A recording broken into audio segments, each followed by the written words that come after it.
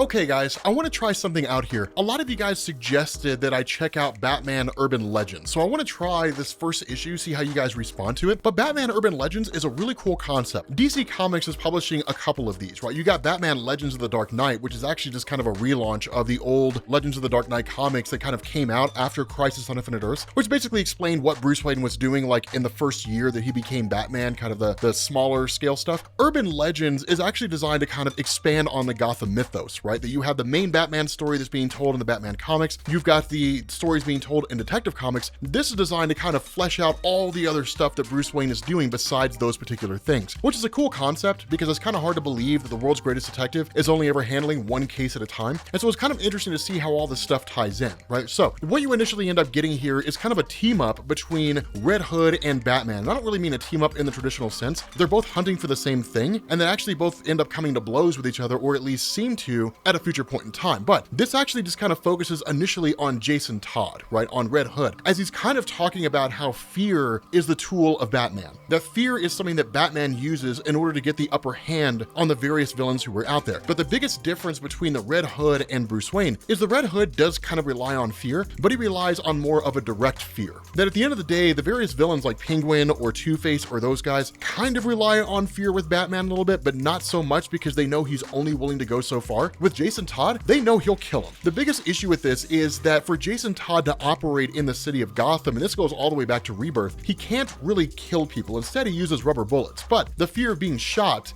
with people believing the bullet's real, is enough to motivate them to actually do the right thing, right? To give him the information that he needs. And so what we end up finding out here is there is a kind of drug that's been circulating around Gotham City that's only really been here for a couple of weeks. And the drug itself is destroying the section of Gotham that we call the Bowery, right? Just one little part of Gotham City itself, similar to like Crime Alley, different places like that. But while he does track down one of these guys who seems to have some kind of involvement with it, basically a drug dealer, he asks him like, where do you get this from? And that's when we end up finding out the nature of cheer drops, as they're basically called. And this is kind of an interesting thing because from what he tells us on the surface, it actually kind of seems awesome, right? That it basically gives people a sense of euphoria and extremely pleasant hallucinations, right? That basically it makes things great. It makes you feel good and it makes you see great things. The problem is that people who get addicted to it can actually get trapped in that particular state, right? They can get trapped in that kind of euphoria, that feel-good feeling. They end up walking out in front of cars, or they end up drowning, or they end up harming themselves, all the while hallucinating this incredible experience. And so while it does bring a great kind of relief to people's lives, especially those who are probably suffering with all kinds of mental health issues, the reality is it puts themselves and other people in danger. And that's the desire to get it off the street. That's the desire to basically get rid of it. And that's when you kind of have this bit of a situation where Jason is heading towards the location of where these drugs are supposedly being sold out of, and that he comes across a couple cops who are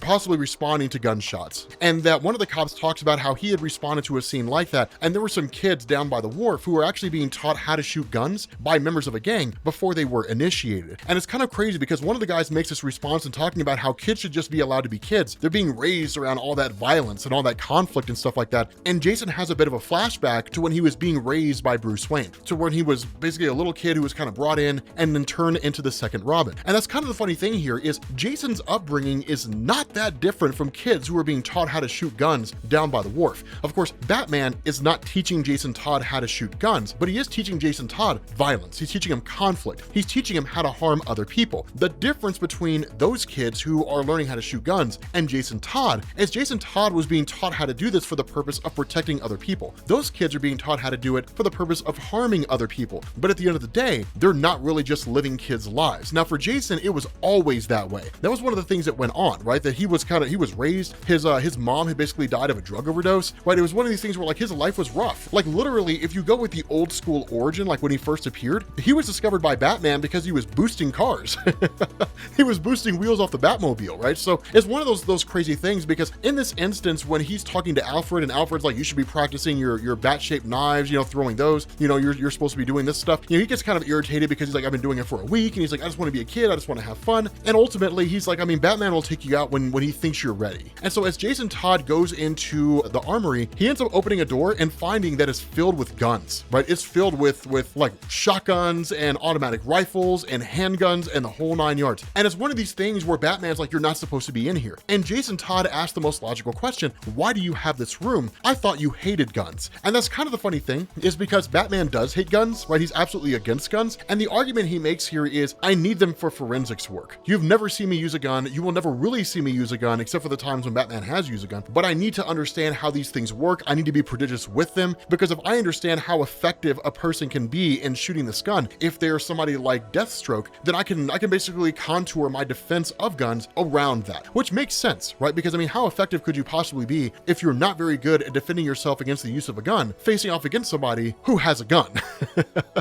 right? I mean, you're going to be totally screwed. And so because of that, he's kind of like, we are never ever going to use guns, right? Guns are a coward's weapon, and we will not be cowards. And so he's like, it's time for you to basically learn to start training on how to use your batarangs. And that right there, the way that the kind of look that Jason Todd has given, that right there really seems to indicate the beginnings of his philosophy that Batman was a half measure, that you could use a gun and put criminals down for the count. But Batman doesn't, right? They capture them, they hand them over to the cops put them in a judicial system that Batman knows won't be able to hold them. They get out and the cycle repeats itself. But regardless of the situation, one of these guys is kind of on a rooftop, right? A person who is basically using cheers is standing on a rooftop and in turn is getting ready to jump off, which he successfully does. Now, of course, Batman saves him, but this is how the drug works. That this kid's kind of like, oh, Dad, this has been the greatest day ever, you know, and let's do the roller coaster again, and jumps off, right? And he's like, here we go, you know, and then in turn, Batman saves him and so on. But as Batman's going through and analyzing this stuff, these cheer drops, you know, how they impact people, how they affect people, how the chemical substance works, that in his mind, it looks exactly like something that Jonathan Crane, the Scarecrow, would use. The problem with this is that if you guys remember the video that we did on Infinite Frontier, that during the A-Day event, right, we talked about that in Joker yesterday, the event whereby Arkham Asylum was basically attacked and like 500 people died, Scarecrow was one of them. And so if Scarecrow's not there, or at least believed to be dead, if he actually is dead, then how's he making this? And that's when Batman entertains the possibility, maybe he's not actually dead, right? Maybe he's just kind of underground. But at that point, they can't really rely on that. Batman just kind of has to focus on the idea of getting down to where all this stuff is coming from. Now, switching over to Jason Todd, there's an all too familiar situation that goes on here. When he finally locates the building, the dealer's not actually there, but when he gets to the apartment where the dealer's supposed to be, he ends up finding that the woman in there has essentially overdosed and that her kid is there watching it happen, right? Like he's just sitting there watching his mom as she's essentially OD'd, trying to get her to wake up. Now, it's kind of a crazy thing because when that goes down, Jason's like, no, it's okay, she's asleep, and tries to calm this kid down as best he can because he's been down that road before. He's been down this path and he's seen that play out. He also sees a couple, packets of the cheer drug out there, and he's like, okay, so this is obviously what's going on. He actually ends up getting a hold of Barbara Gordon and then says like, I need you to trace a phone number, and then I need you to also call 911 and get them here for this kid's mom. And then in turn, it's just kind of like, we got to figure out what to do with this kid, right? Like we have to figure out what's going to happen with this young man. Now, this kind of jumps into a little bit of a flashback again, when it was essentially the revelation that Jason Todd had returned, and presumably during the events of Under the Red Hood, right? When Jason Todd basically came back to Gotham City and was then killing criminals in order to, one, move himself up the ranks of the criminal empire by instilling fear in that way to kind of solidify, I'm not Batman, I'm not a half measure, I'm a full measure, and I will kill you. And the fact that Batman became aware of that, right? Batman was aware that Jason Todd was going through the city of Gotham and killing criminals and saying he can't be allowed to kill people, right? Like Batman has to be the one that stops it. Batman has to be the one that brings it into him, which kind of brought in the sort of conflict with these guys. Now, for a lot of you guys out there who are Batman fans, you guys already know pretty much all this stuff, but that's one thing to know. Because Urban Legends is a new title being launched, a lot of this is new to people, right? So it's new to them, even if it's not new to you. And so it's supposed to be kind of written that way, right? Designed that way to kind of expand and enhance on the existing mythos of Jason and Batman and why the two of them are so at odds. Most likely because the question anybody would ask is, if they're both hunting after the same drug and they both know who the other is, why are they not working together? And that's where that answer comes from. One of the cool things that goes on here is Jason actually takes this kid and says, okay, like I need to keep an eye on this kid, but I also need to track down this drug dealer. So here's what you're gonna do, kid. You're gonna chill here, right? You're gonna stay right here. You're gonna put this super mask on, and it's gonna keep you safe. And if anything happens, if anybody shows up here or you feel like you're in danger, if something scary happens, then just say, Oracle, I need help. Of course, this mask having the ability to tap into Oracle. The other funny thing about this kid's absolutely adorable. The other funny thing about this is that when Jason says like, what's your superhero name gonna be? The kid's like, well, what's your name? And he's like, mine's Red Hood. He's like, okay, then I'll be the Blue Hood, right? So like the kid kind of latches onto him immediately, right? And I wouldn't say sees him as like a very, very good friend, but sees him as a kind of protector. And that's huge for Jason Todd, because Jason's one of these guys where he's kind of been isolated and alone for so much of his life that at the end of the day, having a kid that kind of looks up to him and sees him as a sort of protector is a cool thing.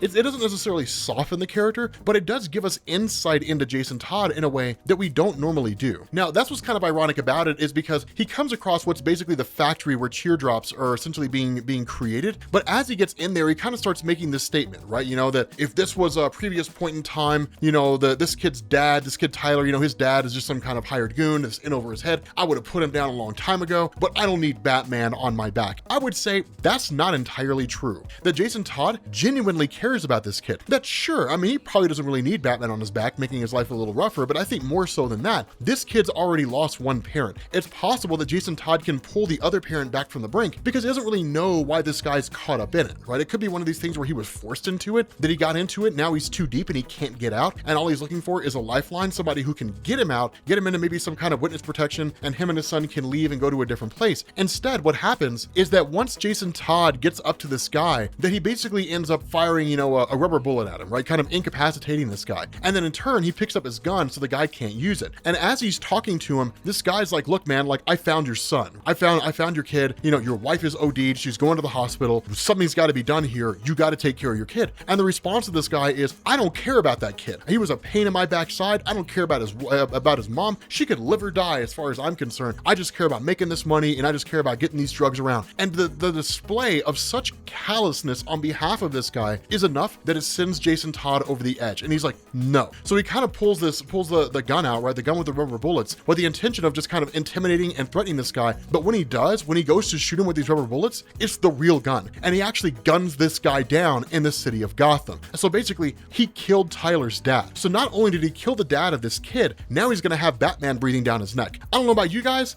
but I am hyped for the next part of this. So with that being said, guys, thank you all for watching. God, I love Jason Todd. He's such a great character. Let me know what you think down in the comments, and I will catch you all later. Peace.